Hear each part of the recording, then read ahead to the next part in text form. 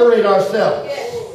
God is calling us to separate ourselves from those coarse joking. God is calling us to separate ourselves from those things of the world. Amen? And I said this a couple of weeks ago. I said, a guy asked me one time, a Christian brother asked me one time, he said, how close to the world, how much of the world can I live in, and still make it to heaven? I shook my head. I said, brother, you are jacked up. Ate up, brother.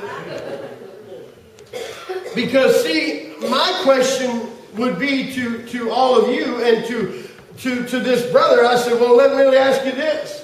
How close to God can I get and still live on the earth? Enoch pleased God, and God said, hey, you're too good, man. You're going to have to go with me. You're just too holy of a guy. Amen? Yeah. How close to God can I get and still remain on this earth, not be taken up in a chariot of fire? That should be the question we all have. Is, Lord, I don't want to be like the world. Lord, I don't want to see the things that the world sees. I don't want to do the things that the world does. I don't want to go where the world does and go where the world goes. I want to be separate from them. Yes, amen. Because, see, God is calling us as children of God. How bad do you want it? God is calling us to take a stand. Yes. Amen? Take a stand. It doesn't matter, even at the risk of being, put down or not invited. But it's time that we say, you know what? We don't care if you invite us to no party. I don't care. I don't particularly care to go watch you drink anyway. I love Larry Norman. He's got a song that says, I've been shot down, kicked around, and a little bit like a moth thrown to the flame. Here I am talking about Jesus just the same. I've been rebuked for the things I've said, for the songs I've written, and the life I led. They say they don't understand me, but I'm not surprised because you can't see nothing when you close your eyes. See, the truth of the matter is, it doesn't, we need to understand. Jesus said, you're going to face tribulations. You're going to face trials. Jesus said this. He said, I have come to bring separation in many ways. Yes, I know he brings unity, but he brings separation as well, where the people of God are separated from the people that don't believe in God, whether they're family or not. I love my family from here. Yeah. I love the Christian family I embrace. I love them. I care for them. I pray for them. I encourage them. I call them occasionally and talk to them. Those that I love, but those that are not of God, you know what? I love you, but stay in that part of the campground. Because I don't want to see y'all stupid and drunk. It's time Christians stand up for righteousness. It's time we don't laugh at stupidity. Come on. Too many times I've caught myself laughing at, coarse joking or gestures done by somebody that's intoxicated. But it's time we step up to the plate and say, listen, I'm not going to put up with that anymore. I'm a Christian.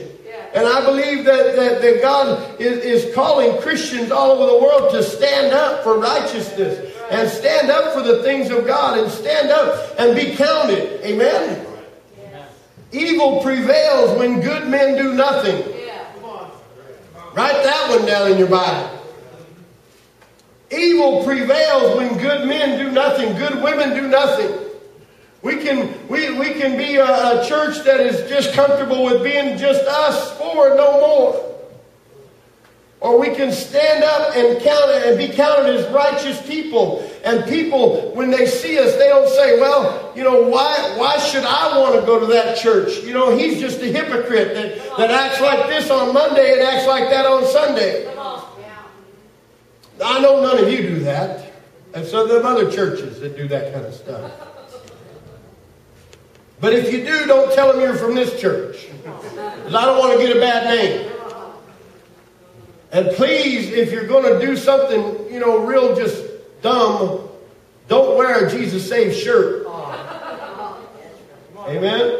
Because I will tell them, I think they got that at a yard sale. I don't know. I'm not really sure.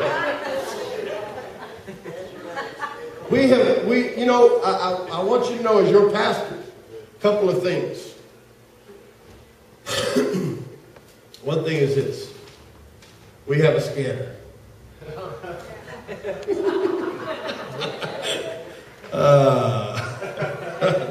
Some of you caught that. Y'all know what a scanner is? We listen to the cops.